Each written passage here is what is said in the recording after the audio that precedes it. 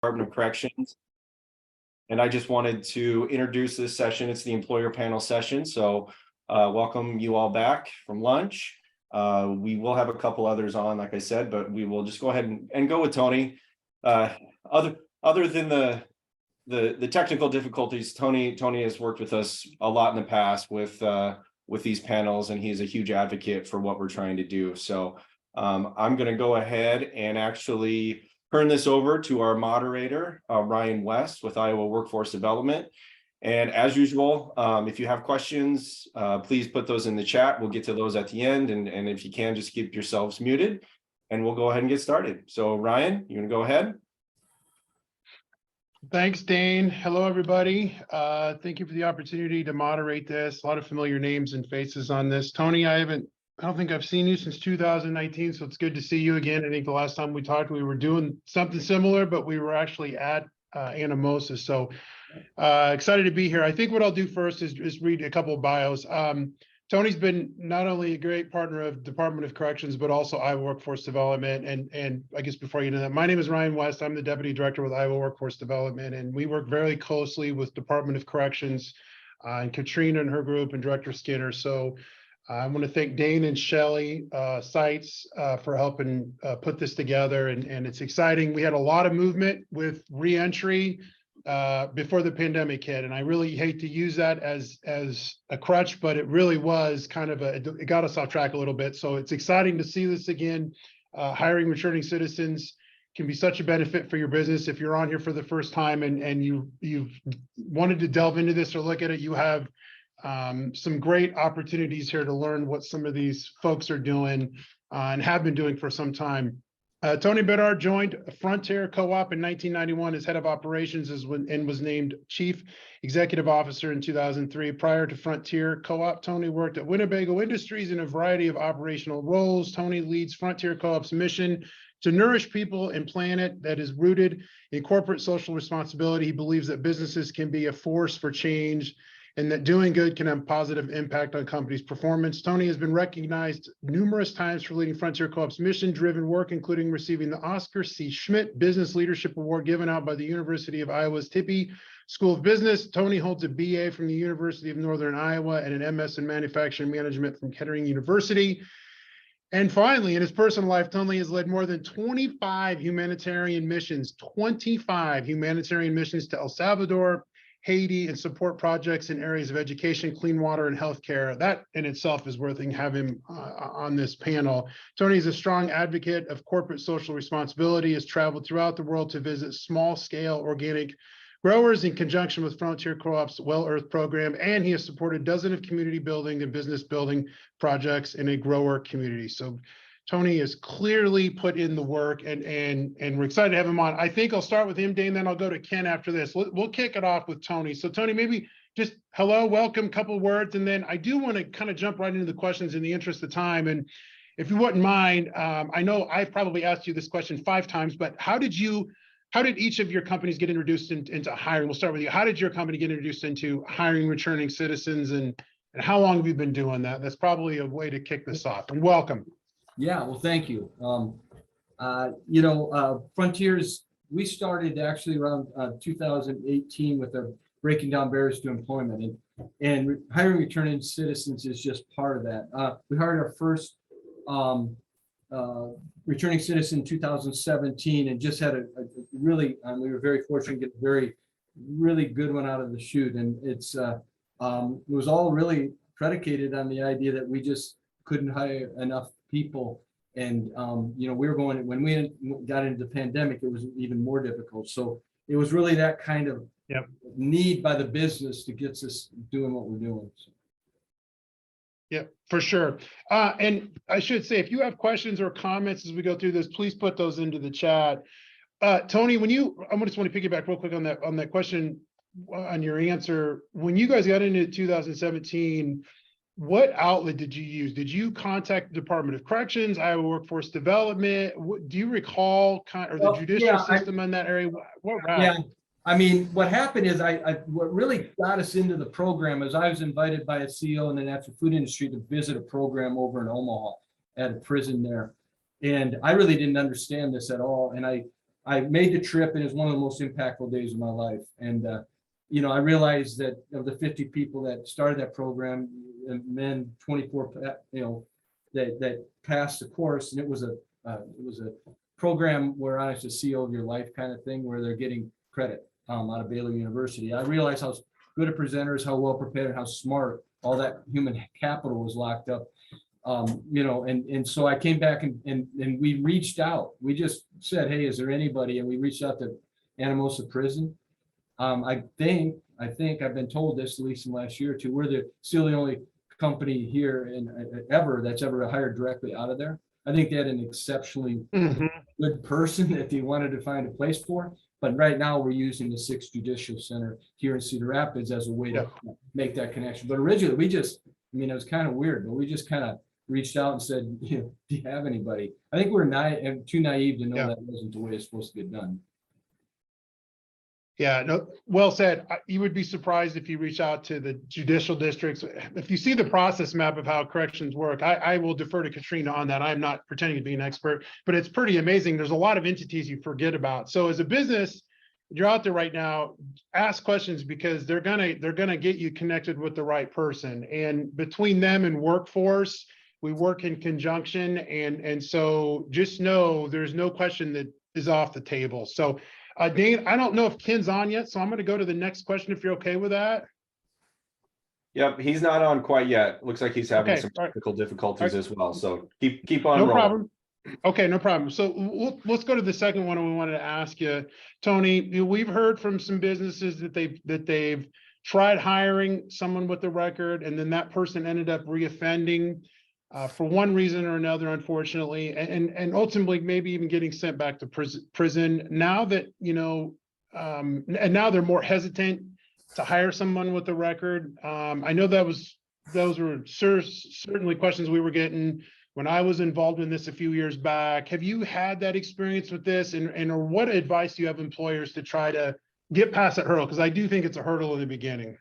Yeah, I mean, you know, this is anecdotal because honestly, I don't know the names. We keep it very anonymous here, but I can tell you that having checked into it, we really have had no real issues, nothing different than what we've had with any other employees. And we've hired a lot. I mean, during the pandemic, we had a huge push for spices, as you can imagine, cook at home stuff.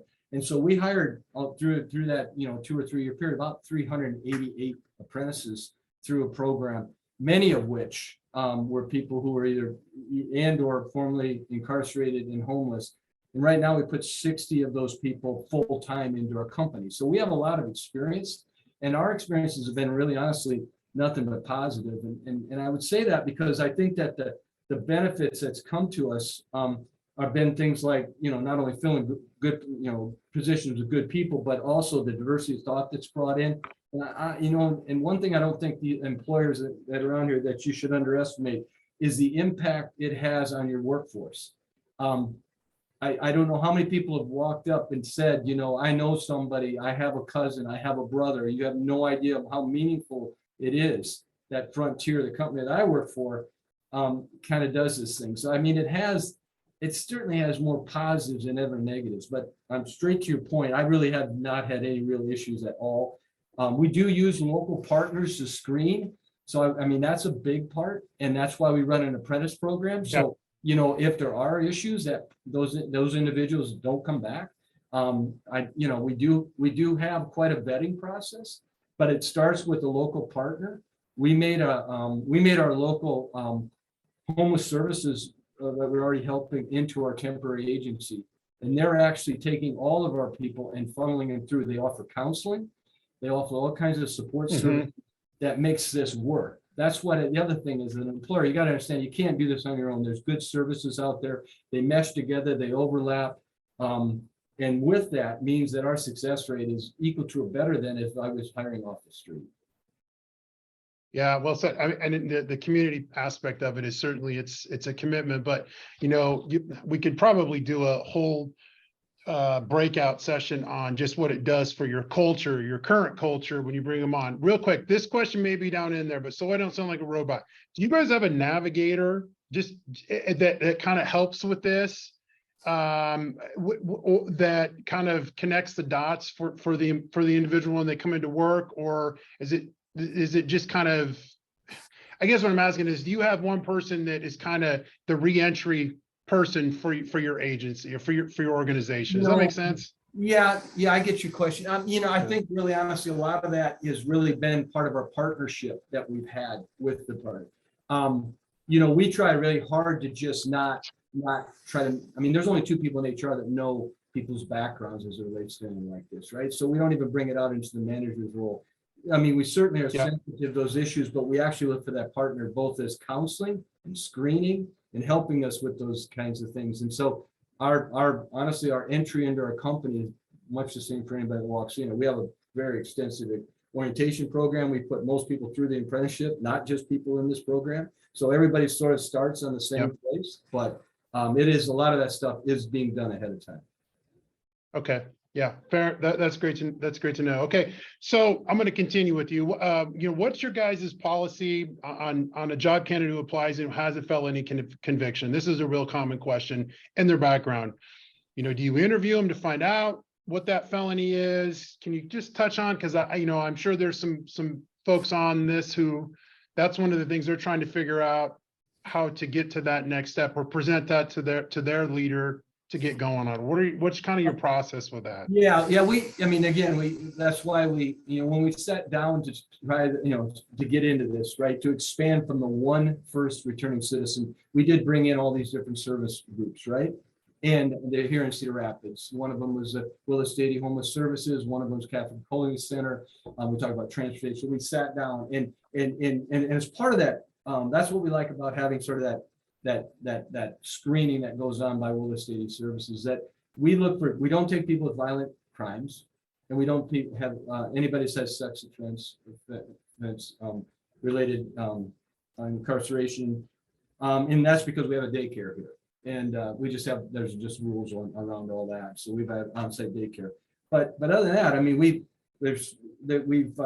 those 2 kinds of screens are done on the outside. They're done. People are brought in anonymously. And it's just, it's really something that we just kind of keep. The main reason for that, honestly, is this. I've been a real stickler on this. I just want everybody to start out not behind the 8 ball. When our first returning citizen actually was honored by the governor at the State House, and he went public. Right? I didn't even know who he was for that first year. His name. And one of the greatest stories we have around here is nobody believed it was true. Like there's a video of the dude being honored, and a lot of employees I don't believe it, because they didn't believe that Michael ever did what he did. And I think it's a tribute to, honestly, a really fresh start that people, if employers think about it right, they can give people a fresh start, and everybody's done something they wish they did in the past, and put it behind you. Yeah. Yeah, that's absolutely the truth too. There's plenty of folks who unfortunately are in a situation where they got caught. It sounds terrible to say it that way, but and I do appreciate how, not everybody that's coming out of incarceration fits your mold, but you do have a certain group. I think you got to be open to that and look at the different things. I must say too that, as working in state government for 14 years, this would be something that I wish we could do more in state government as well. It's not just out in the private sector. It would be great we're all looking for help. So I think it's really key. I'll make that statement anyway. Okay, I realize now 2017 is already 6 years ago, but what were there fears in hiring someone with a criminal history that first time, or how did you move past them? And if this is, if this is a past question, no problem. But do you recall, was there any fears in doing that first one, or was it just kind of, let's just see how it goes and we'll work through it? Yeah, well, we're kind of a company, and I'm kind of a person that says, I kind of jump before I think, kind of stuff. So I probably wasn't as thoughtful as I should have been. All I know is I was impacted by the quality of the people that I talked to that day in Omaha, in that prison. I was struck by just that untapped raw talent. So we kind of jumped right in on it. My biggest reservation, in all honesty, is how they would be accepted in the workforce. Not only has this brought people from, that have been previously incarcerated, but it's bringing people from, different, just culturally different people, right? And so, we're an Iowa company in the middle of the cornfield, 15 miles outside of Cedar Rapids, right? We're not, up until this kind of change in our look at how we're recruiting, we're as diverse as maybe one wish we'd be. So that taking that on was what I was really worried about. And I can just tell you without a doubt, I said it earlier this week, I have all employee meetings. I mean, I couldn't be prouder of how our employees embrace this. I mean, it's really neat. And I think we have gotten more out of this than honestly the people that have come in through the program. So that was my worry. Are we going to give them a chance? Am I going to have everybody walk up and, every time there's a problem, it has to be the guy that did this once before in his life and blah, blah, blah. And I've never heard any of that. I don't even hear the talk. Mostly because I don't think people understand the differences of where people are coming from. So. Yeah. Well, I think that's the ultimate compliment. I've heard you say that before too. So that's not several years, 2 or 3 years ago, actually making that same statement. And you talked about, you've already kind of answered this question, you've mentioned it a few times, how that value in hiring previously incarcerated has brought to your companies. Do you know how many folks you guys have brought in that have been in previous incarceration over the years? At the top of I'm totally putting you on the spot. No, we brought in 388 through our breaking down barriers. A good chunk of those people were either had previously been incarcerated or homeless. We have 60 that we put on full time. I know that there's more than 30 people out of that 60 that were just straight up previously incarcerated. We had our volunteer day last week, or one of our volunteer days, and I was spending time with him. The guy shared his story. I had no idea. Dude's been here for a couple of years. We have a lot more people around here than I probably count. I always feel bad because I can't. I mean, honestly, I feel bad not having exact stats, but it's certainly 30 up to 60 people out of a total of 527 in our company. Yeah, that's great. Do you foresee, or again, this is just a question I have off the cuff based on that. Do you get the impression that other businesses don't want to try what you're doing, or are just afraid to take that step? Because I feel like, I've heard this story from you a couple times, and I'm always curious to the follow-up on what businesses are actually trying to implement this, or do they have, maybe it's just because you lead by example. Why do you think? Because there'll be businesses that'll leave here and they'll want to try, but they won't actually implement it. And you're all positive on this. Why do you think that is? If you don't mind. It's interesting. No, I have a perspective on this. I mean, a couple of years ago, I was there was a meeting with the governor here at our local Cedar Rapids Business Alliance or Economic Alliance, and employers sat around this big table. There's probably 30 of them, and they honestly, in all fairness, moaned about their inability to get people. And it's like, they're just sitting there. It's like, there's hundreds of people. I'm trying to tell them, like, give it a whirl. And it's just easier. I mean, it's easier to moan than to do something. And so I got a little bit of impatience here because I hear it all the time. And I won't tell you. I have a brother that's in the local area, as the head of HR. You can believe that somehow. I said, "What's wrong? Like the DNA didn't pass on to you or something? I mean, why aren't you doing that?" Right. And I won't tell you what company he works for, so don't Google it, please.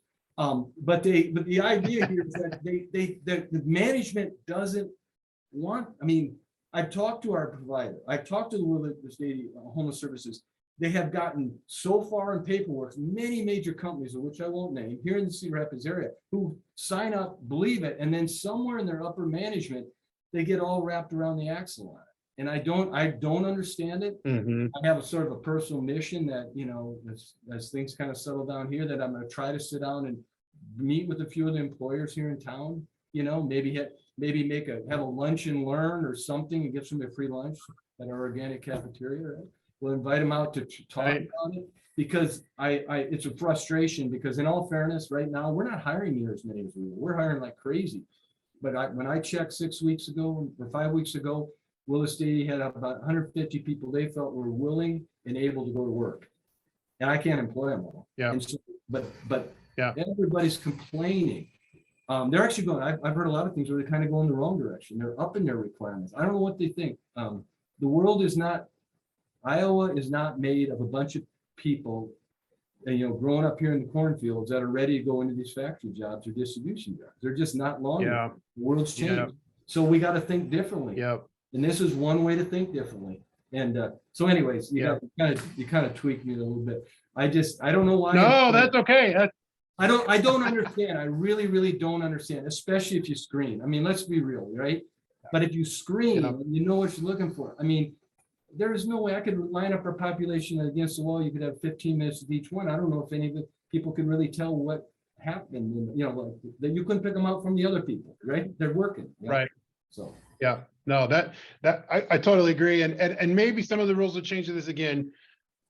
There's folks on this or on this call that have forgotten more about reentry than I'll ever know, but there are so many opportunities to reach out. Folks on this call to get more information about this that work in corrections or work for Iowa Workforce Development that can show you, give you a visit and walk you through and look at how the prisons are and what folks are doing. I mean, there's a lot of different outlets if you really make a commitment to it. So, and the next question, Tony, you just touched on this, but the question was going to be, why should employers out there who are looking for innovative ways to fill their job gaps consider hiring returning citizens? You just said it. I mean, it's the ultimate. It's like a low-hanging fruit to really help your need if you really do it. And I always kind of wonder, there's not a ton of businesses that always appear to be doing it, and you could really take advantage of it and make it your own, like Frontier has done. So, it's always amazing to me. Hopefully, folks take the information from here and move forward. Yeah, and I think, Ryan, that, not only are we getting the kind of people, not only fishing in different ponds so that we get maybe, a different fish, or maybe there's more fish in the next pond. So we're getting people come in. But and not only is it a good thing for employees because they're very proud of being part of the solution, but in our business, and of course, I think a lot of business like that, our customers and our consumers want to hear about these. Everybody wants a good price, good quality, good service, but they also want things today in a very transparent world coming in the right way. And hiring people who have been previously incarcerated helps them feel like they're doing something with their dollar. And maybe not all business, your consumer packaged good or your front facing, we're not dumb. I mean, we're talking about this out loud, right? And it's not to take advantage of people. It's to make sure that we grow and hire more. And it's we never did this. We never talked about this program, honestly, until the last 2 or 3 years. And a lot of people are picking this up and making a PR deal out of it for us, because guess what? There's a lot of good people that need jobs, and people love to be part of the solution. So. No, for sure. What you said there is one of the truest things you'll hear when you're ever on one of these calls, which is just because folks are going up in Iowa doesn't mean they're going to want to go into manufacturing automatically. So that's a real good, not that they're not awesome jobs, but unfortunately you got to get creative with it. And not that the folks in those roles on this call don't understand this, but again, you really should look at doing this. Also, I want to say real quick, there was a pretty good question put in the chat, and I've seen some folks have kind of thumbs up that. So Dane, I'll leave that to you on how you want to do that. And it looks like maybe a couple more in there. Okay, so let's talk about there's a lot of barriers to these folks when they get out, and that's where the community part comes into it. Everything from driver's license to transportation, which is the question I want to ask you. And you touched on this a little bit in the very beginning, but if the returning citizens that you have hired had have issues with transportation, and you could say that about all of the workers that you have, though, what did you do to reduce or try to remove that barrier? Any innovative or off the wall things there? I don't know if it's innovative, but we just help fund a van, and then we partnered with the local services. So again, Willis Stady Homeless Services hires a driver, and they drive out 3 shifts a day, and it's like a 12-passenger van, and we help support that, and then we pay $5 and the riders pay $5. And so when gas is $5 a gallon, anybody's not able to ride it. So we don't just, but that's a big hurdle for the populations that we're trying to integrate into our company. So transportation is big, especially, like I said, there's no public bus system running in Norway, Iowa. can pretty much tell you that, right? So out of Cedar Rapids, we have to come Yeah, up right. that way. So we did, that was part of the facilitation because and then you know what? Like one guy told me one day, man, life's good, right? I got married and been out for a couple of years. I've been married. I got a car, I got a house, they're going to graduate to a car like all of us, but eventually, Yeah. that's been one of the ways that we could really kickstart this because transportation is a hurdle. Hey, Ryan, this Yeah. is Dave. Awesome conversation, guys. Thank you so much, Tony. That's great stuff. I do think Ken is on. He Oh, had some technical difficulties, but he did pop on. Ken, I just want to make sure you're there. Can you confirm? Yeah, I'm here. Can y'all hear me? Awesome. Yes, we can. Ryan, do you want to go ahead and introduce Ken quick, and we can maybe ask him a few questions before our time is up? And Tony, please stay on because we do have a few questions in the chat for you. Okay. absolutely. Yeah, Tony, thank you for the time. Ken, nice to meet you, Ken. Please pronounce your last name or I will butcher it. Ken Kuwamura, and again, apologies. Okay. Yeah, no, okay, Ken Comer, and we'll go ahead. Maybe we could put his bio, Shelley, into the chat. He's got a very extensive background in there as well. By the way, Ken, I'm a fellow Navy Marine Achievement Medal winner as well, so it's nice to talk to somebody that's won one of those as well. I think what we'll do is just kind of jump right into this. Tony's was talking about what they have been doing around reentry and bringing folks on with backgrounds that have been, a little tougher in some cases. And I'm going to come kind of right back to the beginning with you, if you don't mind. And where are you at? What is your role there? And then how did your company get introduced to hiring returning citizens? And how long have you guys been doing that? I know that was a lot of stuff there, Ken, so I apologize. Oh, no, that's okay. I'm in San Antonio, Texas right now. My job, I am the manager of strategic partnerships. So what I do is travel across the United States trying to find non-traditional partnerships that can help us build the pipeline. Now, we started our second chance efforts about 5 years ago, almost 6 now. And when we first started that first year, we failed miserably. In fact, we put it back on the shelf because we just didn't have everything in place that we needed, right? Education's important. Attending information sessions like this is important. And then you find out that there's a lot of people out there that are willing to help you. And there's a lot of people that are into this space. Now, the reason that we got into this space about 3 years ago was, we made a decision that if we were truly going to have a D&I program in the company, that we needed to add this space. 1, 2, obviously we needed the manpower, or we needed the work, the workers. We were short. We couldn't find people to come to, especially the Midwest, to come work for us. And so we started putting our process together, and we looked at our application, we looked at our job descriptions, and we found that we were knocking out a lot of people, not only this population, but a lot of other populations. And, we grew from there. We changed a lot of our processes, a lot of the things that, in the past, if they were on probation or parole, we wouldn't hire you. We're not, we took that out to work with the individuals. But when I jumped on, y'all were talking about transportation. And that's one of our biggest issues too, is that, buses don't run in remote areas and buses don't run in the middle of the night. So, what we've done is we've partnered with certain agencies that will help provide transportation 24/7 and fund those community agencies that are going into that space. So yeah, we feel that we've got a great program. But we also know that we got to continue to learn as we run into issues like this. Now we run into issues of them having the right credentials when they're, re-enter to the population, don't have a driver's license, don't have a birth certificate, different things like that. So those are some of the things that we're working on right now. Yeah, that's well said. And Ken's with Union Pacific Railroad. I think Shelley put the bio in there. Thank you for doing that, Shelley. I think, to me, I don't know about you guys, but hearing a Union Pacific Railroad, going down this road, changing things, I mean, that just changed. I'm 47 and, in the early 90s, I remember getting a job with the railroad was such a big deal. And as it is today, but I don't know if these things would have even been talked about then, like they are now. So I think you got to put that in perspective, and that's good to hear.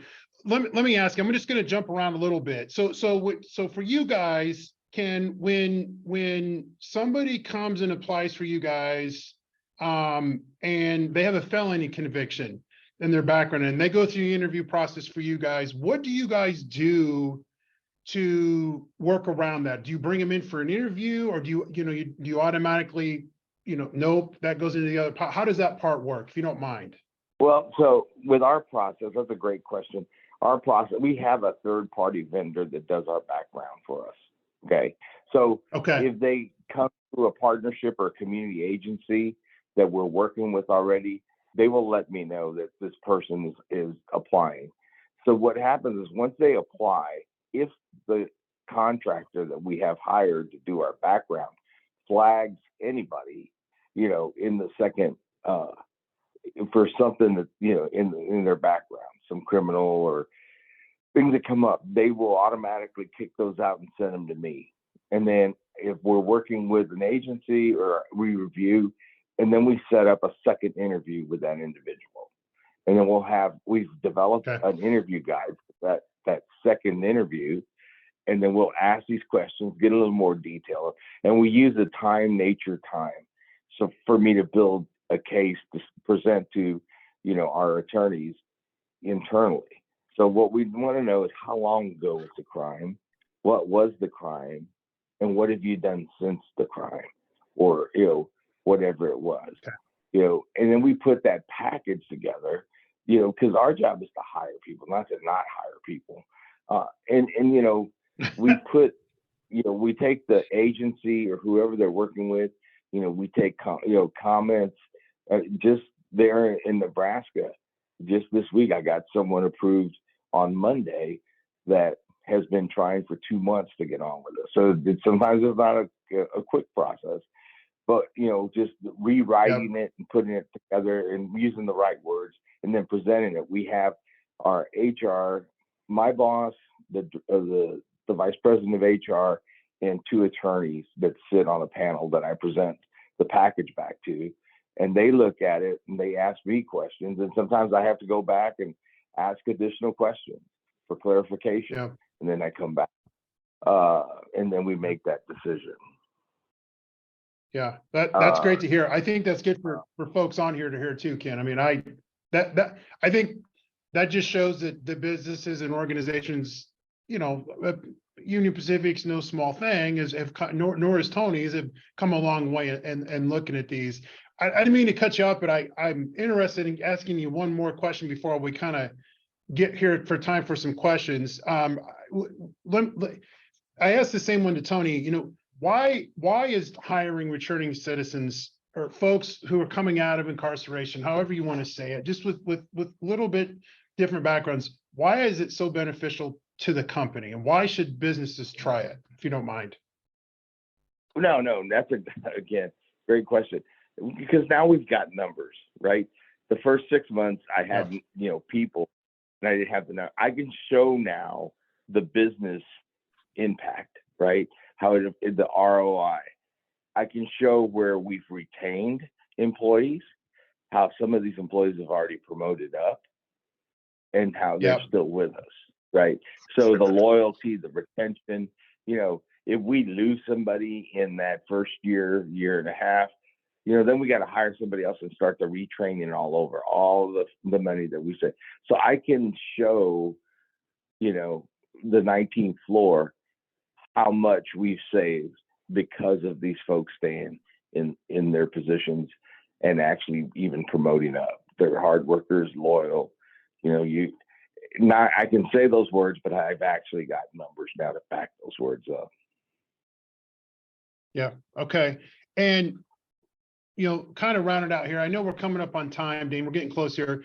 Let me ask you, I'll come to Tony after you. I'll ask you one more here, Ken. how would you like to see the process for connecting returning citizens improve? Are there things that you've seen that maybe that can be done better? Or are you still in that process of trying to weed those out and figure those out? Again, really broad question, but just curious what your thoughts are. Clearly, you're both very passionate about it. I would like to, Yeah. I think it's important for folks to hear that. Sure. So, I mean, I think that is to tell employers what services you provide, because sometimes we just don't know what we don't know, right? Yeah. And, what we find a lot of times, people just stay away because they figure, well, Union Pacific will never hire me, or Union Pacific won't hire my clients because they have this, this, and this. Start the conversation. You don't ever know, right? I'm not going to say that we're going to hire everybody, but working together, they've got a pretty good opportunity of coming into the company that can help them change their. So communicating the services that you all provide is important to an employer. Yeah, for sure. Are you guys directly linked up with any prisons, or how are you? Is it just based on how they come in through your website, Ken? Well, no, we work with local community agencies, and we work with the workforce offices, and that they provide the services inside the prisons. So they're working, some of these people are already working with people, and they're telling us about them. And then we have a process place where that community agency would have a spreadsheet, and they send names over to us like a referral, and then we just keep an eye on them as they go through the hiring process. Okay, fair enough. Yeah, and again, for the businesses on here, you really want to make sure you're getting connected with your workforce office or your local judicial,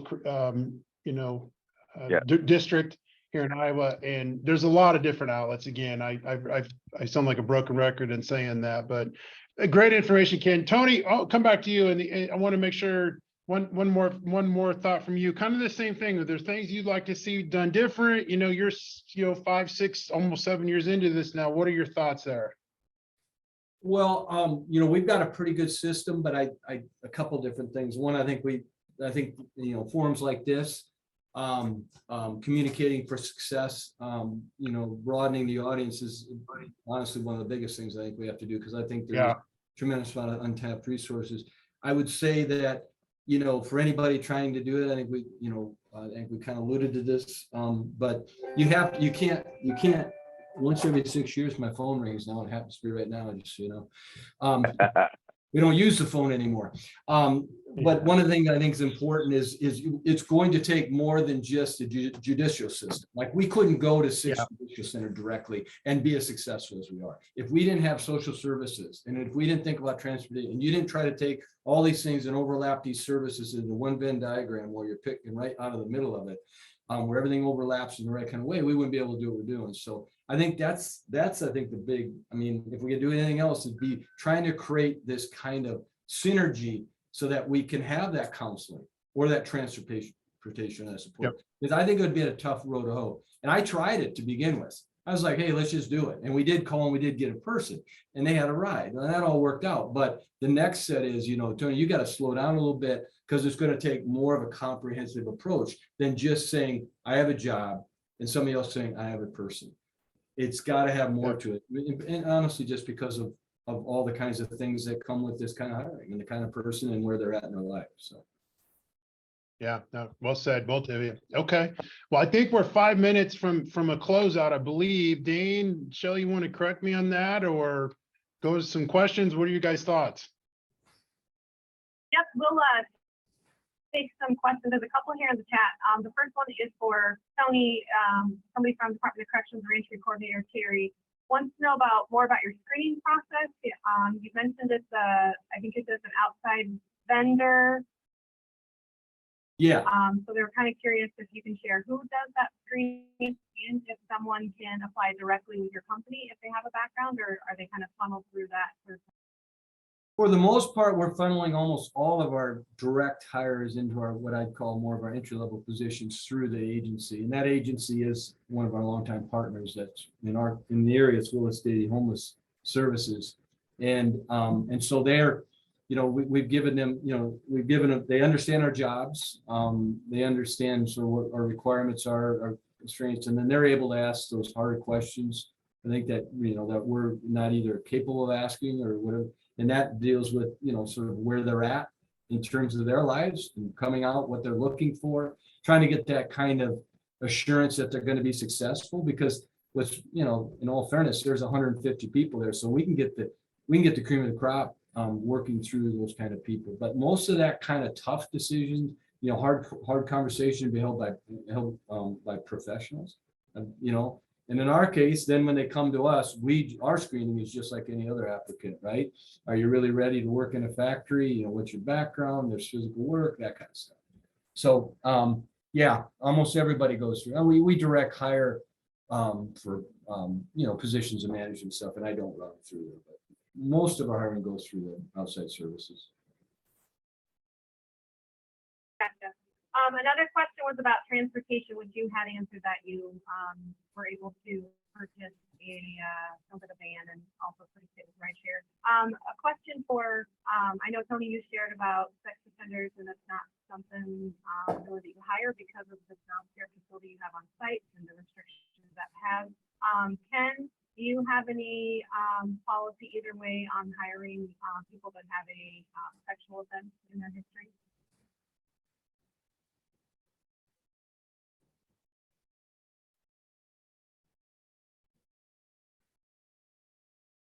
Not sure Ken heard that. Sorry, there you go. Yeah, Traveling, we use Okay, the time.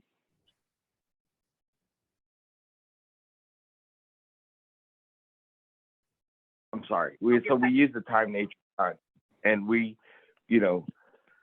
gonna take a look and see, and then that's why it depends a lot on what they're doing with the agency and what kind of wraparound services, so I'm not going to say we don't hire, but again, we're going to hire the most qualified person. Right, gotcha, and that makes sense, that's fair. So I want to thank you both. Those were wonderful presentations. Thank you, Ryan, for moderating our panel. I think that you both did a good job talking about how it takes a village, right, to make things happen in the space, that you're using those outside providers, you're using making connections in the community, and forming those partnerships to kind of, get everyone on board when it comes to hiring people without any type of barriers, really, but more so criminal history as well. I did put a link in the chat. It is our Returning Citizens Initiative for Workforce Development. Ken was kind of talking about how workforce staff is in the prisons. We do have reentry advisors in 6 of the 9 prisons. So I know Tony, someone had emailed already saying they worked with your company quite a bit, and it's always, you're very responsive and trying to get people onboarded out of the institution. So yeah, that's something you can check out if you're an employer or a service provider that's helping men and women out of incarceration get back into the world of work. And then just another quick fact to share before we close. Tony talked about hundreds of people that are able and willing to work. And part of our reentry month, every year we have the governor's office sign a reentry proclamation. We haven't quite got that back from her office yet. We're still waiting, but I know the numbers for last year, Department of 4,200 men and women back to Iowa. So again, thousands of people that are getting out every year, and most are going to be eager and hungry and willing to get back into work so they can support themselves and break that cycle of crime and poverty. Thank you very much, and we will regroup and start at 2 o'clock with our next breakout session.